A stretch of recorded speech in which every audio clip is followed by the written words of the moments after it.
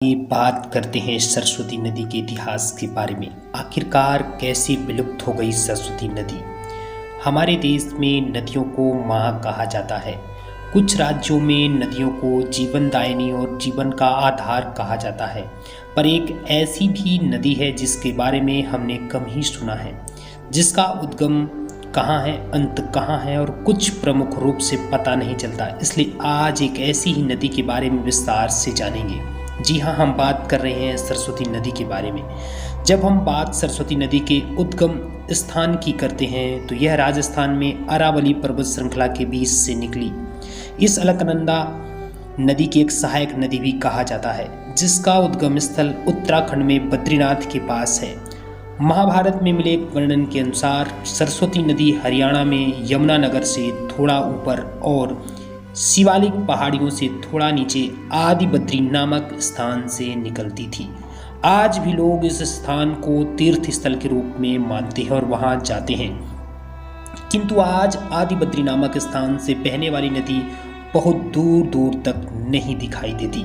एक पतली धारा की तरह जगह जगह दिखाई देने वाली इस नदी को ही लोग सरस्वती नदी मानते हैं और उसे पूजते हैं। भारतीय पुरातत्व परिषद के अनुसार सरस्वती का उद्गम उत्तरांचल के रूपण नाम के हिमनद से होता था। रूपण ग्लेशियर को अब सरस्वती ग्लेशियर भी कहा जाने लगा है। ऐसा माना जाता है कि नदी कई हजार साल पहले अस्तित्व में थी और यह अब सूख गई है या फिर विलुप्त हो गई है।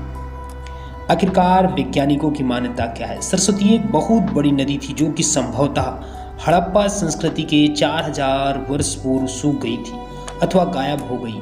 इसके पीछे भौगोलिक परिवर्तन होना कारण हो सकता है। आखिरकार क्या कारण था सरस्वती का नाम सरस्वती क्यों पड़ा? इसके पीछे ऋग्वेद में यह कहा गया कि कला, संस्कृति, भाषा, ज्ञान, विज्ञान, जन्म एवं वेदों की रचना इस नदी के तट पर की गई। सरस्वती ज्ञान एवं कला की देवी है, इसलिए इसे सरस्वती नदी कहा गया। महाभारत में भी इस नदी का उल्लेख है।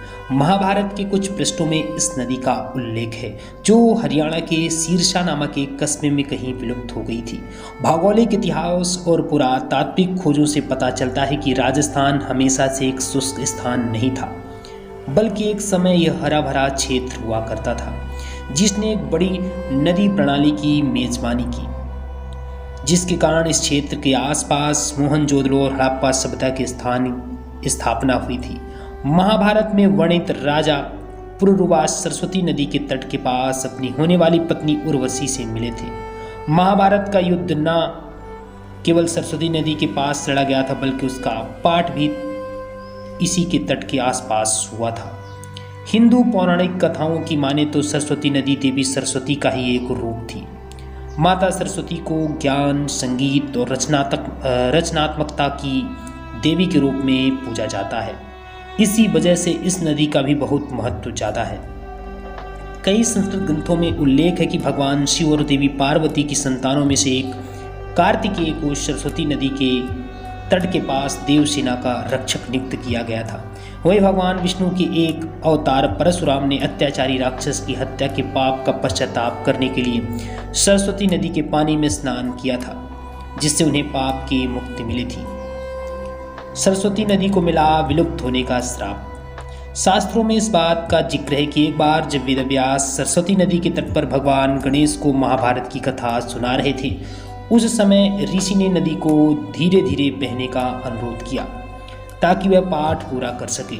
शक्तिशाली सरस्वती नदी ने उनकी बात नहीं मानी और अपनी तीव्र प्रवाह से बहती रही। नदी के इस प्रवाह से क्रोधित होकर भगवान गणेश ने नदी को श्राप दिया कि वह एक दिन विलुप्त हो जाएगी। शायद एक वजह यह है कि नदी आज अपना अस्तित्व खो चुकी है। आखिरकार रिसर्च क्या कहता है? सरस्वती नदी के अस्तित्व की बात की जाए तो अलग अलग शोध बताते हैं कि इसके अस्तित्व को शास्त्र, पुराण और विज्ञान सभी ने माना है।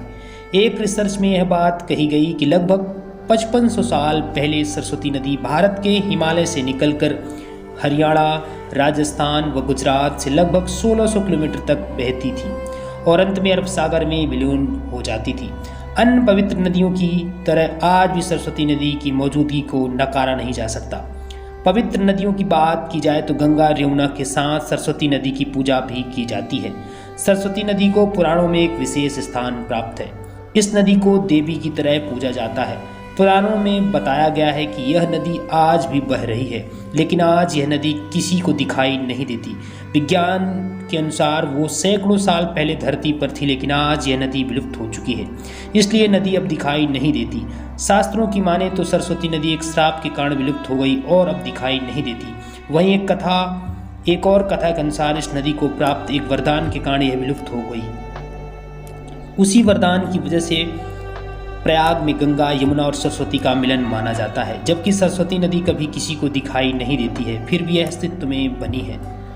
सरस्वती नदी के विलुप्त होने का एक और कारण, एक मुनि के शाप के कारण सरस्वती भूमिगत होकर पाताल में चली गई। इसकी 7 धाराएं पर्वतों पर बहने लगी। यह पश्चिम से पूर्व की तरफ बहने लगी। नेमिषारण्य के पास एक स्थान पर पहुंचे जिसके साथ सप्त सारस्वत कहते हैं। यह भी एक तीर्थ है। इस प्रकार सरस्वती नदी का इतिहास बहुत से सवालों से घिरा हुआ है, जिसका जवाब ग्रंथों में मिलता है, लेकिन उन सभी की पुष्टि अब तक जारी है। तो दोस्तों, ये वीडियो आपको कैसी लगी? यदि वीडियो अच्छी लगी तो लाइक, शेयर और सब्सक्राइब जरूर करिएगा और कमेंट में अपनी राय जरूर देखिएगा। Thanks for watching this video.